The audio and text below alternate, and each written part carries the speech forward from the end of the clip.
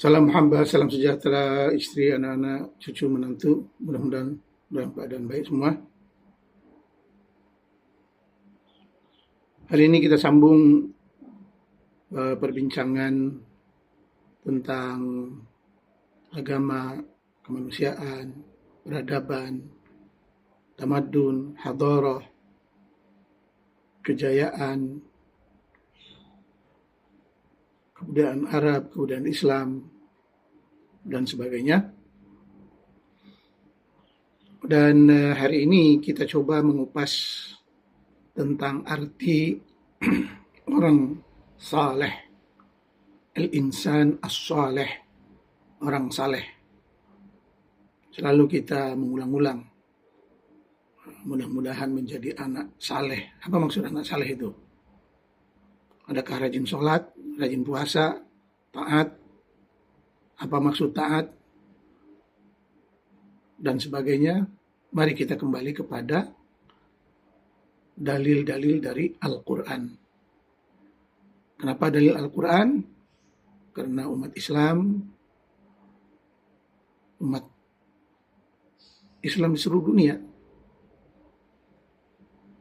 yang beriman kepada Allah dan Rasulnya menjadikan Quran ini sebagai panduan hidup, dusturul hayah, undang-undang hidup, perlembagaan hidup, dan sebagainya. Jadi apapun kita mesti merujuk kepada kata-kata Al-Quran. Seperti dalam Quran dinyatakan Allahu nazzala ahsanal hadith. Allah menurunkan sebaik-baik hadis. Bukan Bukhari, bukan Muslim, bukan Abu Dawud, tapi ahsanul hadis adalah Quran. Wa man asdaqu minallahi qila. Tiada yang lebih benar daripada kata-kata Al-Quran. Maka setiap kali kita habis baca Al-Quran, kita baca Shadaqallahul Azim. Shadaqallahul Azim. Allah Maha Benar. Tapi sejauh mana Allah Maha Benar, Quran benar, Quran sebaik-baik hadis, sejauh mana umat Islam memahami ayat Quran?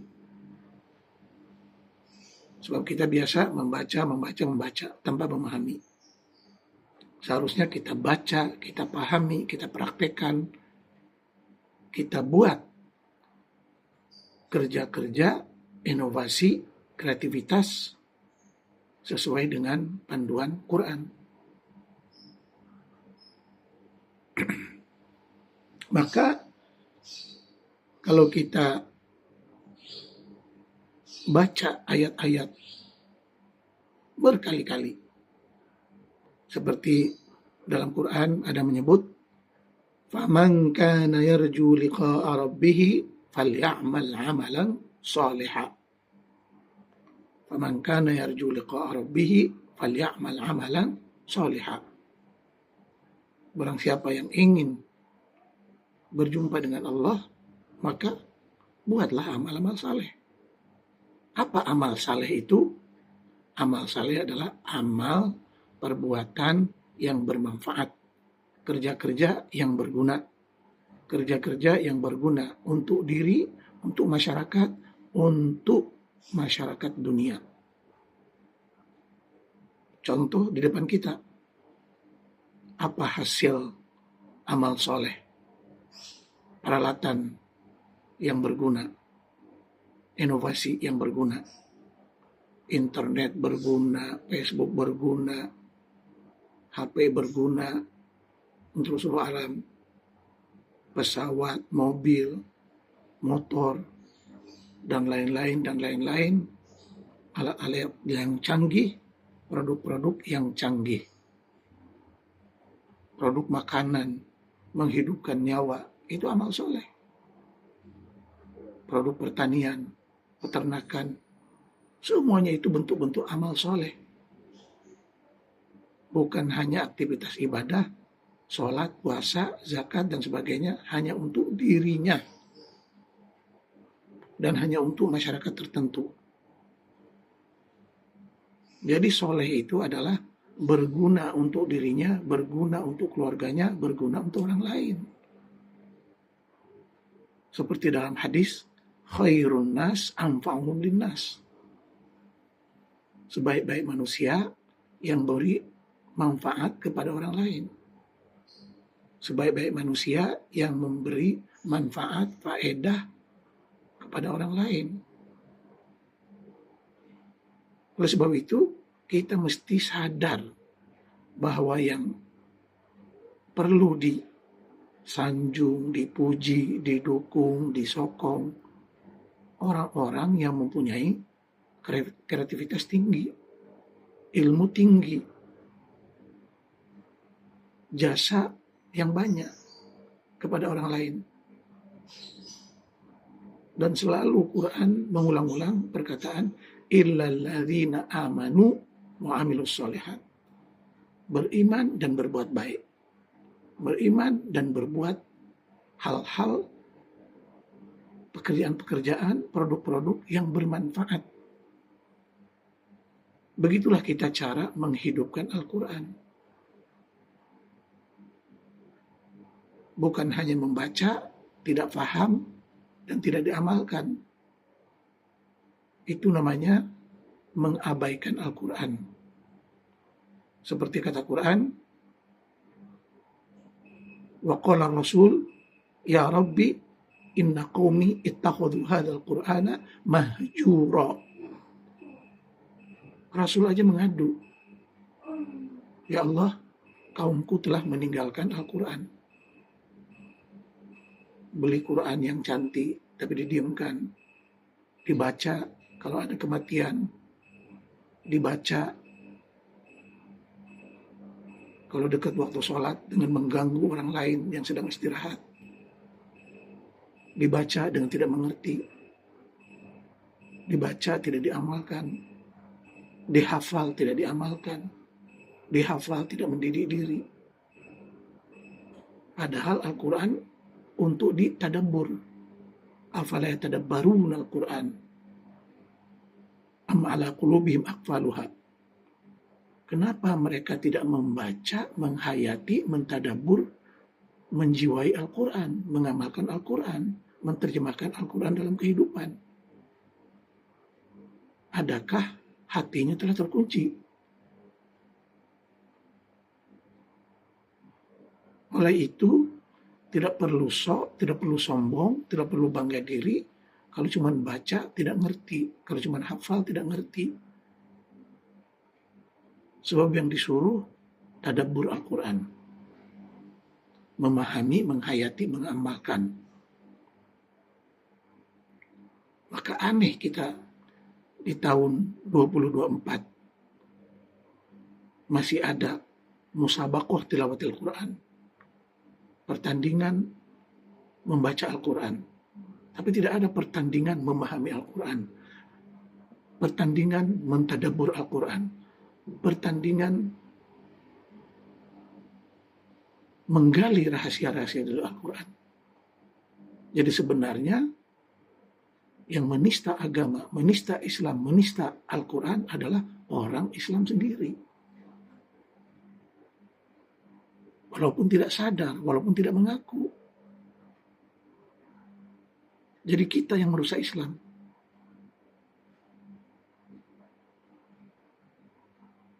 Oleh itu saya selalu mengulang bahwa Islam itu hanya untuk Arab Quraisy.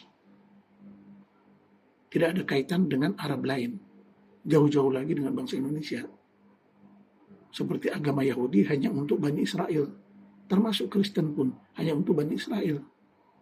Jadi kalau kita mau mengadopsi, mau menukil agama-agama luar, sesuaikan dengan budaya kita. Tidak salah. Bahkan Quran berkata, wa ma kunna mu'adzibina hatta nab'atha rasula. Kami tidak akan menyiksa umat yang tidak ada rasul. Sudah. Tidak akan dihisab, tidak akan disiksa. Jadi kita selamat. Ciptakan Islam yang harmoni, yang damai, dan terus bekerja. Di Indonesia ada 5 agama yang resmi. Dan ada lagi agama-agama lain yang tidak resmi. Tidak perlu gontok-gontokan, tidak perlu perang-perangan. Kita hayu menggembleng tenaga, kumpulkan tenaga, kerjasama untuk membangun Indonesia. Dalam semua bidang. Ekonomi, pendidikan, kebudayaan, olahraga. Yang masih ketinggalan. Masih ketinggalan.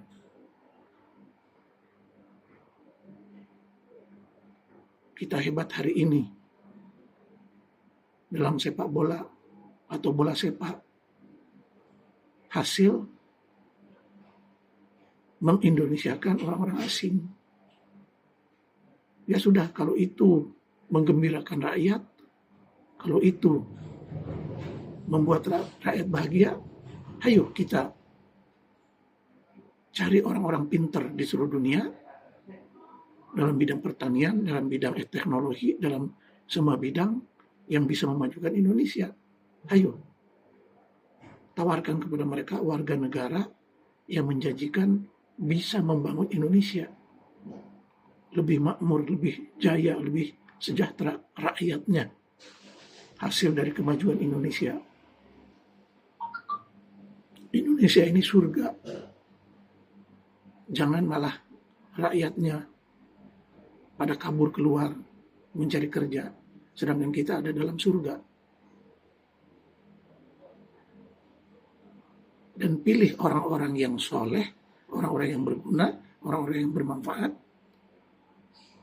yang berkreativitas tinggi, yang berpikiran tinggi untuk memajukan Indonesia. Kita pikirkan Indonesia dulu. Sebab kita udah kebanyakan kebocoran. Bayangkan contoh kebocoran keuangan Indonesia. Para petani mengumpulkan duit dan juga orang-orang saudagar mengumpulkan duit di Indonesia dari hasil bumi Indonesia. Tiba-tiba atas nama mau beribadah, pergi haji umroh, miliaran ke Saudi yang hanya memperkaya Saudi. Berapa bilion Indonesia dirugikan dengan ibadah haji dan umroh. Padahal mau ibadah itu tidak usah jauh-jauh. Di Indonesia saja. Seperti mana kita meniru Islam Jazirah Arab dibawa ke Indonesia, ya udah semuanya tiru. Di Jazirah ada masjid, di tanah Arab ada masjid, buat masjid di Indonesia. Di tanah Arab ada Ka'bah, buat Ka'bah di Indonesia. Di tanah Arab asal Islam, buat Islam ala Indonesia. Ka'bah itu batu, Monas pun batu. Tawaf di Monas sepuasnya. Sa'i di Monas sepuasnya. Begitu juga dengan kolong merat yang bekerja di Indonesia, dapat keuntungan di Indonesia, tapi disalurkan dananya keluar, judi di luar. Kenapa tidak judi di Indonesia? Buat tempat judi di satu pulau, supaya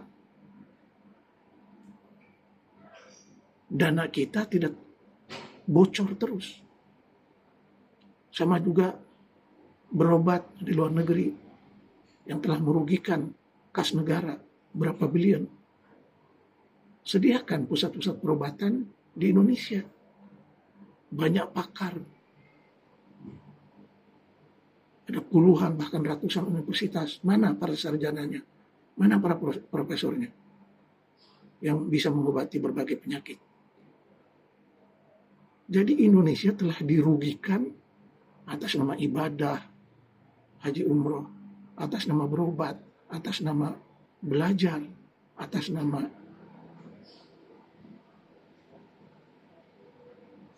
pariwisata ke luar negeri. Padahal di kita banyak tempat-tempat yang indah.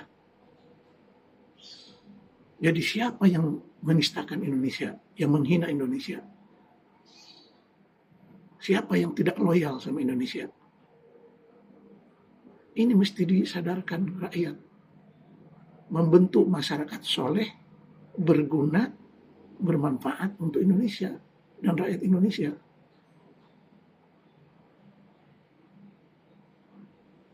Itu yang dimaksudkan soleh dan berguna. Sama juga dalam Quran disebut wa annal ardo yarisuha ibadiyas salihun. Kekayaan bumi ini akan diwariskan kepada manusia-manusia yang saleh, yang bermanfaat, yang berguna, yang bisa mencari, yang bisa mengolah, yang bisa mengembangkan semua kekayaan yang ada di dunia ini atau yang ada di Indonesia ini. Jadi jangan berangan-angan Indonesia akan jatuh kepada kelompok-kelompok Islam tertentu. Sebab janji Quran, wa annal ardo yarisuha ibadiyas salihun. Bumi ini bahkan, semua planet bumi ini akan Allah wariskan kepada orang-orang yang berguna, bermanfaat, pandai mengolah, pandai mencari, pandai mengeksplor kekayaan di langit, di bumi, di lautan, di perut bumi, dan sebagainya. Maka kita lihat orang-orang yang saleh, orang-orang yang berguna pada hari ini. Jepang dengan kecanggihan teknologinya, Cina, Eropa, ada negara di Eropa dengan hanya beternak sapi dan memproduksi susu sehingga bisa mengekspor dan menghasilkan jutaan. Perancis sebagai contoh, dengan hasil araknya bisa melebihi penghasilan minyak negara-negara Arab. Ini ilmu, pengetahuan, bukan sibuk dengan halal haram, halal haram, halal haram. Di zaman modern tidak ada halal haram. Yang ada baik atau tidak baik, bermanfaat atau mudarat.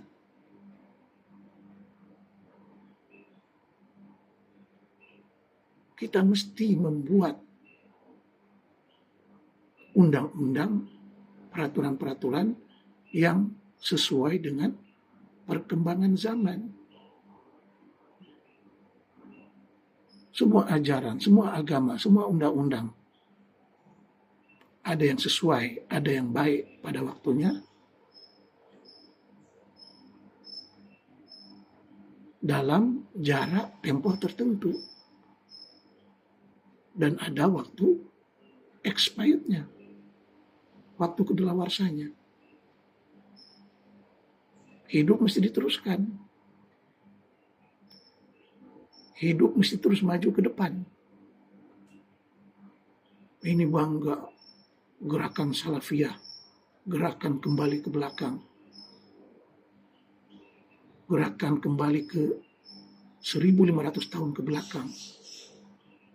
Yang anehnya, manusia-manusia salafi ini tidak juga mengikut hidup ala Rasul 1400 tahun ke belakang. Hidup di zaman modern, pakai mobil, sedangkan dulu pakai onta, pakai sepatu, sendal yang bermerek, sedangkan dulu terumpah dari akar kurma, dari pelepah kurma,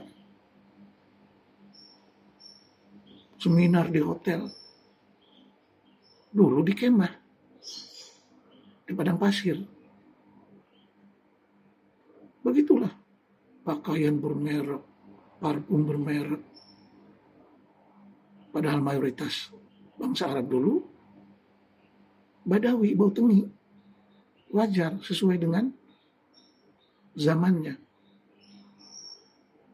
Zaman dulu tidak ada pisau cukur, makanya dibiarkan. Janggot, kumis berantakan. Sekarang zaman modern. Dan Quran pun berkata, Innallaha yuhibbut tawabin wa yuhibbul mutatahhirin. Allah cinta orang yang pembersih. Baju niqab burqa membuat badan berkeringat, bau tengi. Apa keindahannya? Apa kecantikannya? Jenggot tidak terurus dengan pakaian Arab yang tak sesuai. Jadi ini bentuk-bentuk pemahaman kebudayaan yang salah. Sedangkan bangsa Arab sendiri hari ini yang lebih dekat dengan Islam jauh lebih maju. So mereka ingin berubah. Jadi banyak lagi dalam budaya Indonesia hari ini yang berbagai suku bangsa dan budaya masih perlu lagi ditertibkan, dicantikkan, diubah suai, dikemas kini sesuai dengan kemajuan zaman. Jadi konsep soleh itu adalah baik pada dirinya, baik pada orang lain, baik pada umat sejagat. Arti baik itu berguna, bermanfaat untuk dirinya, untuk masyarakatnya, untuk orang banyak.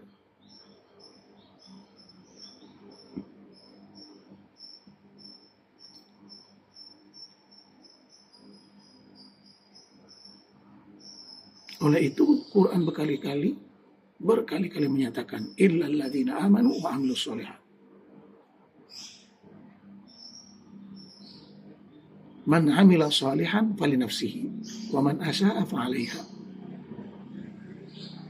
Jadi nilai manusia itu dalam kerjanya. Nilai manusia itu dalam hasil kerjanya. Bukan keturunan.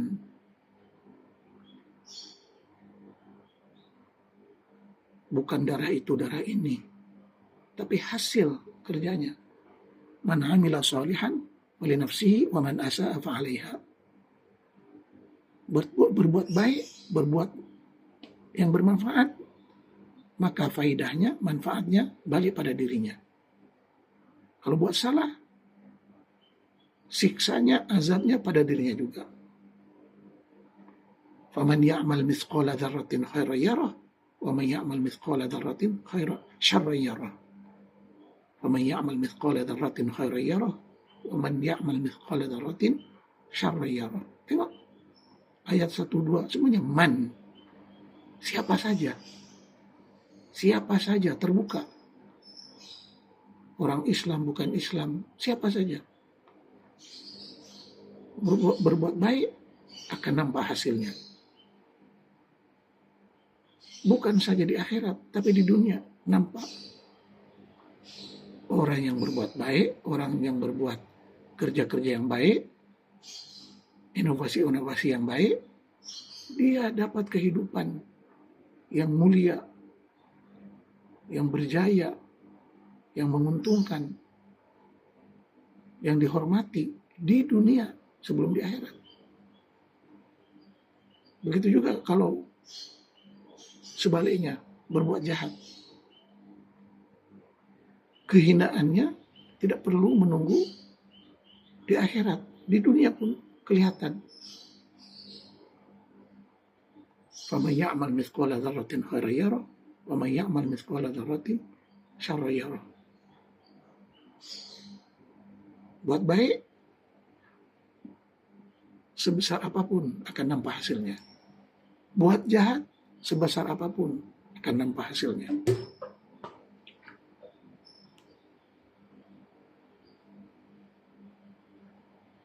Khairun nas anfa'uhum linnas. Sebaik-baik manusia yang memberikan manfaat kebaikan kepada orang lain.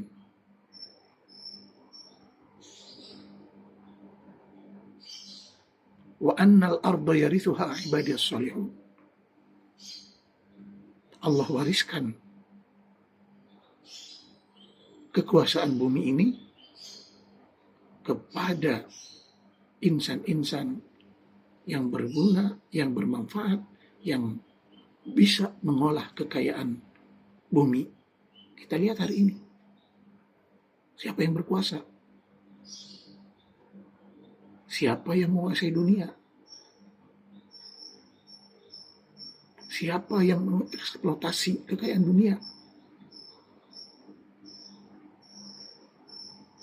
Siapa yang mengeruk kekayaan dunia? Hanya orang-orang yang kuat, yang pintar, yang soleh, yang bermanfaat. Tapi yang mabuk agama, yang hanya doa, yang hanya tawakal, yang hanya serahkan diri, bagaimana Tuhan saja, ya udah, hidupnya gitu-gitu saja. Sedangkan Quran menjelaskan, innallaha la yughayyiru ma biqaumin hatta yughayyiru ma bi anfusihim.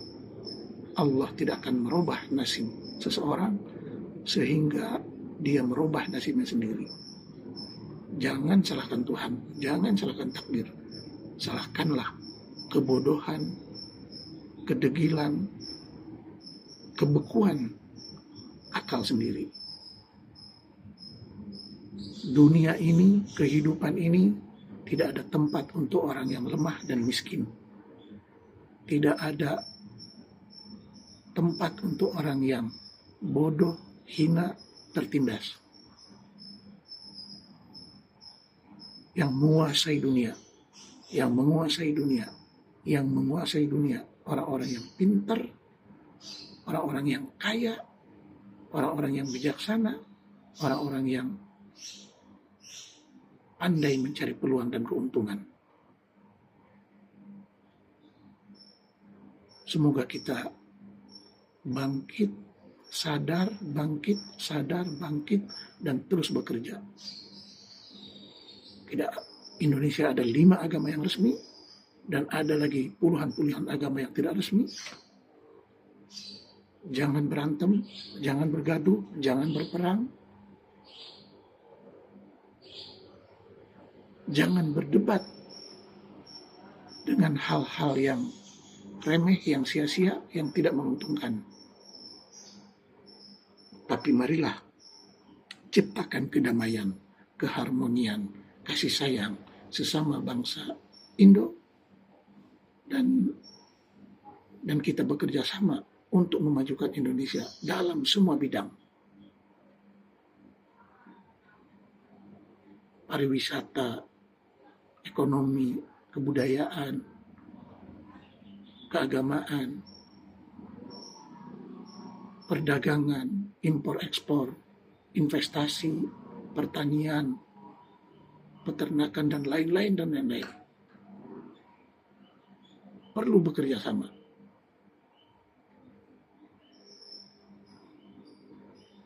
Dunia hanya mengenal Bali, tidak mengenal Indonesia. Apa rahasia di sebalik tenarnya Bali? Kita belajar. Bali sebagian dari Indonesia. Kita belajar dari orang Bali, dari budaya Bali. Bagaimana mencantikkan wilayah masing-masing, kota masing-masing.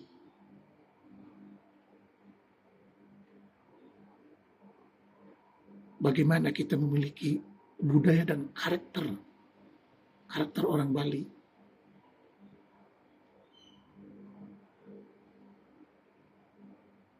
Bagaimana kita menarik Wisman sebagai